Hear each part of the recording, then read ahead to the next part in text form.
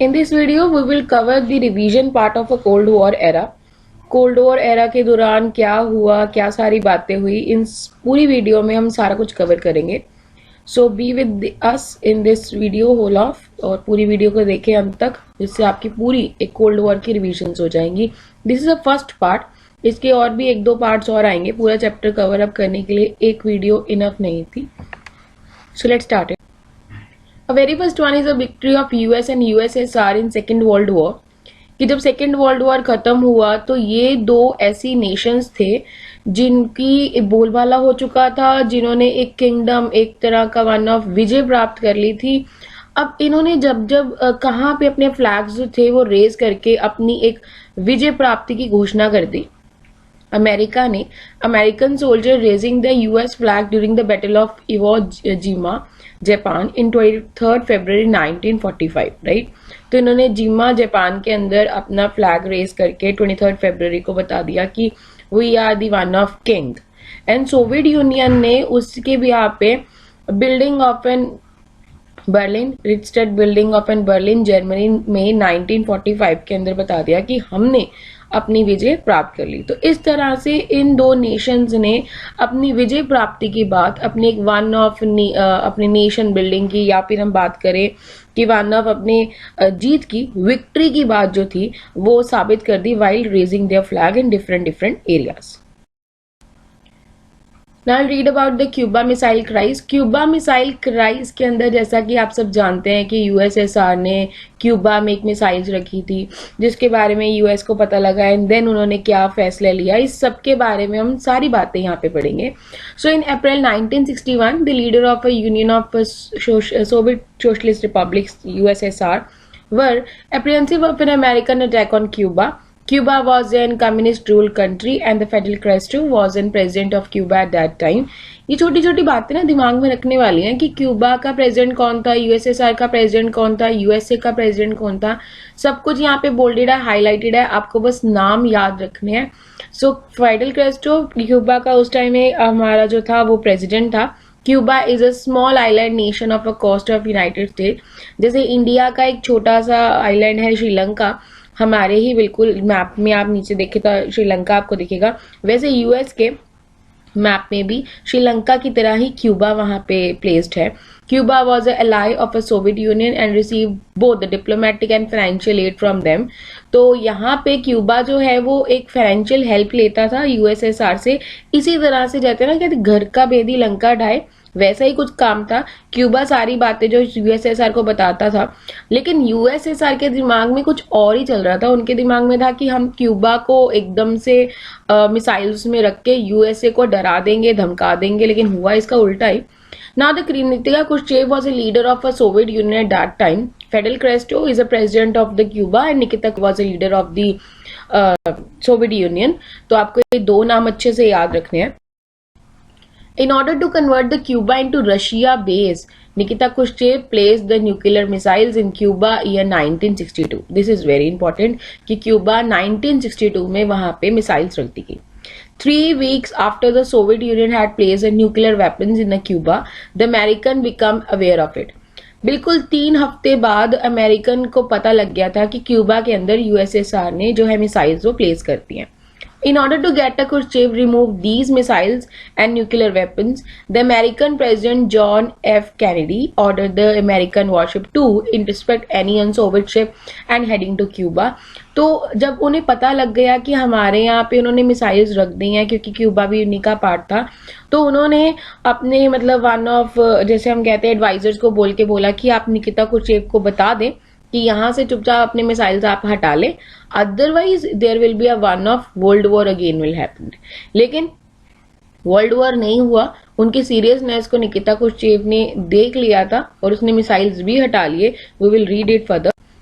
So this moves on Kennedy was a way of an warning the USSR as in seriousness, जैसे कि मैंने आपको अभी बोला कि कैनेडी ने बता दिया था, बोल दिया था कि भैया अपने वेपन्स आप हटा लो, अपने आपने जो मिसाइल्स रखी आप उन्हें हटा लो, इट्स इज वेरी सीरियस, मैं मजाक में नहीं बोल रहा हूँ कुछ भी, it's a serious matter of, आप उसे हटा लो अदरवाइज अंजाम बुरा ही होगा, अच्छा नहीं होगा। This situation is known as a Cuba missile crisis. और ये पूरा जो सिचुएशन बना यूएसएसआर का वहां पे मिसाइल रखना और उनको बोलना, यही सारी सिचुएशन जो थी वो क्यूबा मिसाइल क्राइसिस कहलाई गई। Cuba missile crisis was a high point of what to come known as a cold war, and this is a one of cold war. अब इसे कोल्ड वॉर क्यों कहा जाता है? वो इसलिए क्योंकि ये वर्ल्ड वॉर तक नहीं पहुंचा, हॉट वॉर तक नहीं पहुंचा, एक बस तानाशाही की लड़ाई में रह गया कि जिसके अंदर सामने से भी उन्होंने मिसाइल रखी और बातें बोली और उन्होंने भी उसे मिसाइल हटाने को बोला और बातें बोली और मिसाइल हटा भी ले गए। एक हॉट वॉर तक नहीं पहुंचे, एक कोल्ड वॉर तानाशाही के बीच में ये सब वहीं पे रुक गया। The cold war is refers to the competition, tension और a series of an confrontation between the United State and Soviet Union backed by their respective allies. अभी ये कोल्ड वॉर एक कंपटीशन है, टेंशन है एंड कॉन्फ्रंटेशन है, इसके ऊपर भी एमसीक्यू आएगा और आया भी है। Even I will share a one of video regarding the MCQ basis to all of you, तो आपको पता लग जाएगा कि किस तरह से एमसीक्यू आ सकते हैं, राइट। सो वो भी आपको 1-2 दिनों में वीडियोस अपलोड मिल जाएंगी, बट स्टिल इस competition, tension and the confrontation के ऊपर भी आपको आने वाला है एक MCQ. So be remember these words. मैंने यहाँ पे बोल्ड इसलिए किया है वर्ड्स कि ये बहुत इंपॉर्टेंट वर्ड्स हैं, वर्डिंग लाइंस को उठाकर ही आपको वहां पे क्वेश्चंस आ जाएंगे। The Cold War was accompanied by the real ideological conflict as well as a difference over the best and the most appropriate way of organizing political, economical, social life all over the world. देखो यहाँ पे cold war क्या था, एक real ideological conflict था दोनों states के बीच में, दोनों नेशंस के बीच में। छोटी मोटी वॉर्स नहीं थी ये कि चलो जी ऐसी उठ के हो गई, बड़ी डिफिकल्ट अपनी अपनी आइडियोलॉजी की वॉर थी। जैसे western alliance headed the US, western alliance US के अंदर आ जाता था और उनकी आइडियोलॉजी थी democracy, liberal democracy and the capitalism. Eastern alliance headed by the Soviet Union और उनकी आइडियोलॉजी थी सोशलिज्म एंड कम्युनिज्म। यहाँ पे डेमोक्रेसी और कैपिटलिज्म का मतलब है कि बिल्कुल आजादी, जो जनता जनार्दन चाहेगी वैसा ही होगा, लेकिन सोशलिज्म और कम्युनिज्म का इसका उल्टा मतलब है कि जो सरकार चाहेगी वैसा ही होगा, जैसा गवर्नमेंट कहेगी वैसा ही होगा, और सारी चीजें whatever the nation, whatever the places और the things the nation have, वो सारा का सारा गवर्नमेंट के अंडर है, वो सब कुछ गवर्नमेंट का ही है, लोगों का कुछ भी नहीं है। और इसका उल्टा यूएस में डेमोक्रेसी और कैपिटलिज्म है, जहां पे सब कुछ लोगों का है, जहां पे जनता जनार्दन सबसे पहले कहलाती है। So this is a one of ideological conflicts. Socialism, communism, democracy, capitalism, इसके ऊपर भी एमसीक्यू आता है। वेस्टर्न अलायंस, ईस्टर्न अलायंस के ऊपर भी एमसीक्यू आता है।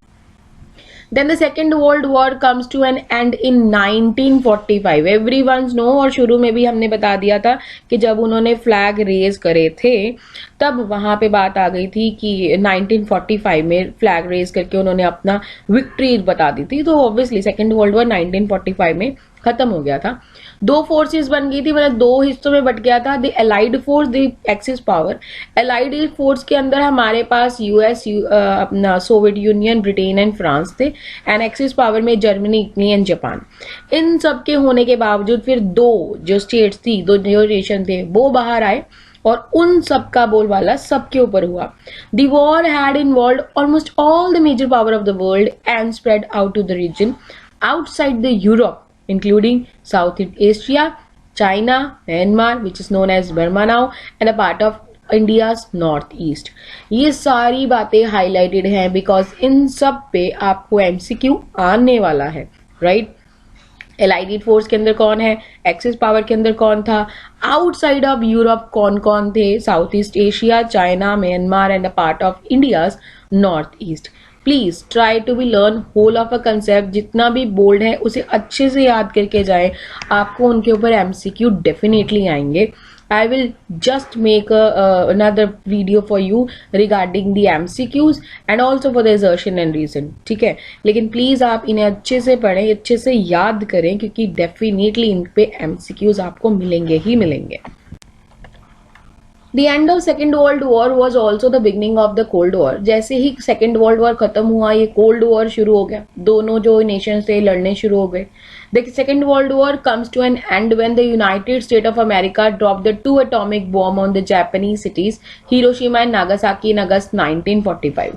We remember this one कि Second World War कब खत्म हुआ, जब अमेरिका ने 2 बॉम्ब गिरा दिए जापानीज की 2 सिटीज पे, one of Hiroshima and Nagasaki. 1945 अगस्त में गिराए गए. और इन 2 बॉम्ब्स के नाम भी थे. इवन जो हिरोशिमा पे गिराया गया उसका नाम था वन ऑफ लिटिल बॉय, और नागासाकी पे जो गिराया गया that is a fat man. इसके ऊपर भी आपको एमसीक्यू आ सकता है. Now the consequences of the end of the Second World War was a rise of 2 nation power, or the 2 new powers on the global stage. These were the United States of America and the Soviet Union. जैसे ही ये second world war खत्म हुआ तो हम already पढ़कर आए हैं कि ये दो नेशन जो थे इन्होंने विक्ट्री प्राप्त कर ली थी. इवन इन्होंने अपने फ्लैग्स भी रेज कर दिए थे, one of United state of America and the Soviet union USSR.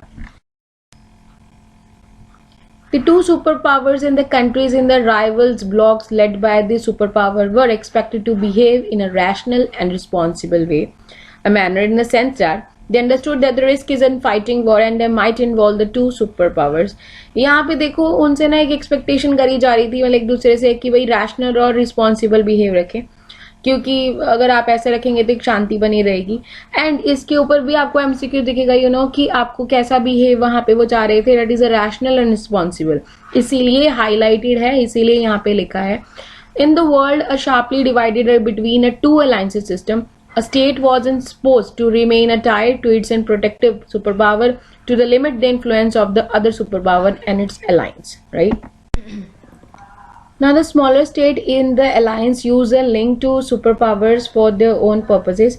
देखो जो यहाँ पे 2 नेशंस हो गए थे, यूएस और यूएसएसआर, दोनों के दोनों ना अब बाकी की कंट्रीज जितनी भी थी वर्ल्ड में अपनी तरफ लेना चाह रहे थे कि जिसके पास ज़्यादा कंट्रीज होंगी ऑब्वियसली उसकी जो आइडियोलॉजी है वो ज़्यादा होगी. क्योंकि अगर सोचो यूएस के साथ ज़्यादा लोग अगर ज्वाइंट है, इट मीन्स लोग यूएस की आइडियोलॉजी को पसंद करते हैं और वो जो विक्ट्री पा जाएगा यूएसएसआर से.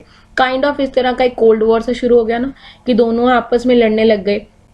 अब स्मॉल कंट्रीज को भी ऑब्वियसली फायदा हो रहा था, इसीलिए वो उन दोनों के साथ ज्वाइंट थे. अब किस तरह के फायदे हो रहे थे कि बड़ी जो कंट्रीज थी यूएस और यूएसएसआर, इनको प्रॉमिस कर रहे थे regarding the protection, weapon, economic aid against their local rivalries and most region neighbours with whom they had a rivalries. Economic या वेपन या प्रोटेक्शन, आपकी किसी से लड़ाई है तो हम आपका साथ देंगे, कोई आपका छोटा मोटा दुश्मन है तो we are with you, and all these kind of and promises are done by them. The alliance system led by the 2 superpower divide the world almost on 2 camps. अब ये कौन से 2 कैंप से कि वर्ल्ड इन 2 हिस्सों में but गया था. One of A western alliance जिसने फॉर्मलाइज करा था नाटो को, and NATO came into the existence in the year 1949. It was an association of 12 states. इसके अंदर 12 स्टेट थी जिनका एक मोटिव था कि भाई अगर हम में से किसी को भी कुछ होता है, किसी में भी कोई लड़ाई होती है, तो हम सब कोऑपरेटिव हैं, सारे आपस में मिलके एक दूसरे की हेल्प करेंगे जब भी नीड आएगी तब. The Eastern Alliance, known as a Warsaw Pact, was led by the Soviet Union. Warsaw Pact was created in the year 1955. As you know कि NATO USSR का था, USA का था सॉरी, और Warsaw Pact USSR का था. So in some cases the superpower use a military power to bring the countries into the respective alliance. तो कुछ इन दोनों पावर्स में से एक ऐसी कंट्री थी जिसने अपने मिलिट्री बेस दिखाकर बाकी सारी छोटी कंट्रीज को अपने अंडर करने की कोशिश की थी, और उसमें से एक एग्जांपल यूएसएसआर की है. यूएसएसआर ने अपनी मिलिट्री बेस दिखाकर ईस्टर्न अलायंसेस को अपने अंदर करने की कोशिश करी थी.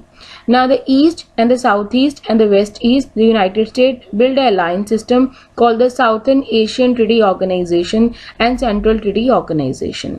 अब यहाँ पे सीटो और सेंटो किसने मेंशन करा था?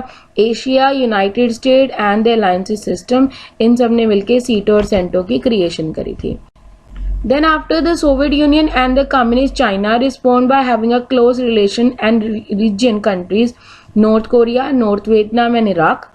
अब चाइना और सोवियत यूनियन का एक जो गुड रिलेशन है वो कहाँ देखा जा सकता है? नॉर्थ कोरिया में, नॉर्थ वियतनाम में और इराक में. The newly independent countries and afraid of losing their freedom to either to super powers in this era. तो कुछ नई ऐसी कंट्री थी जिन्हें अभी अभी आज़ादी मिली थी और वापस से वो किसी भी नई कंट्री के अंदर कोलैब नहीं होना चाहती थी, they just want to be independent. And crack and splits कुछ देखे गए जहाँ पे चाइना और यूएसएसआर का एक अच्छा रिलेशन देखा गया, वहीं पे इन दोनों की रिलेशन के बीच में कुछ क्रैक्स भी नजर आए। 1950 एंड 69 में इन दोनों में एक टेरिटोरियल डिस्प्यूट के कारण वॉर एक फाउट देखी गई। Now the emergence of the non aligned movement gave a newly independent country a way to staying away of alliance. तो ये जो नाम कंट्रीज थी इनका मेन मोटिव था कि बाकी इन जो भी अभी न्यूली इंडिपेंडेंट कंट्री हो रही हैं उनको इन दोनों यूएस और यूएसएसआर के साथ ना जुड़ने देना और इन सब की आजादी को बरकरार रखना। The smaller state were helpful for the super power in gaining assess. जहां पे हमने पहले स्लाइड्स में बात करी थी कि स्मॉल कंट्रीज को बिगर कंट्रीज से हेल्प मिल रही थी, वहीं पे बिगर कंट्रीज को भी स्मॉल कंट्रीज से कहीं ना कुछ हेल्प मिल रही थी, तभी वो उनको अपने अंडर करना चाह रहे थे। किस तरह की हेल्प वो ले रहे थे उनसे, लाइक ऑयल और मिनरल्स। जो भी आसपास की कंट्रीज हैं जिनमें ऑयल्स और मिनरल्स ज्यादा है उनको अपनी तरफ लेना और लॉन्च करने अपने वेपन्स उनकी जगह पे, इसलिए उनको अपने अंदर लेना। उनके यहाँ से अपने दुश्मन के ऊपर स्पाई रखना, एक नजर रखना, इसलिए उनको अपने अंदर किया जा रहा था। एक economic support, obviously tax collect हो रहा था, मिलिट्री के एक्सपेंसेस निकल रहे थे, इस कारण से छोटी कंट्रीज को अपने अंडर किया जा रहा था। And the ideology is best, जिसके बाद जितनी ज्यादा कंट्रीज होंगी उसकी आइडियोलॉजी बेस्ट होगी, इस कारण से भी सारी कंट्रीज को अपने अंदर करते चले जाना। So these are the whole of topic, very important topic regarding the cold war. और ये सब के ऊपर आपको ऑब्वियसली एमसीक्यू आ सकते हैं, 1 मार्क क्वेश्चन आ सकता है, और ये फर्दर ऑन आपके लिए हमेशा के लिए बहुत इंपॉर्टेंट टॉपिक्स हैं। जितने भी कवर अप होते थे यहाँ तक, I will cover whole of them. So I hope कि आपको अच्छा लगा हो। सो इसके बाद की फर्दर जो पार्ट्स हैं कोल्ड वॉर के, वो अगली वीडियोस में आपको दिखाई देंगे। Thank you. Subscribe now and press the bell icon. Never miss an update.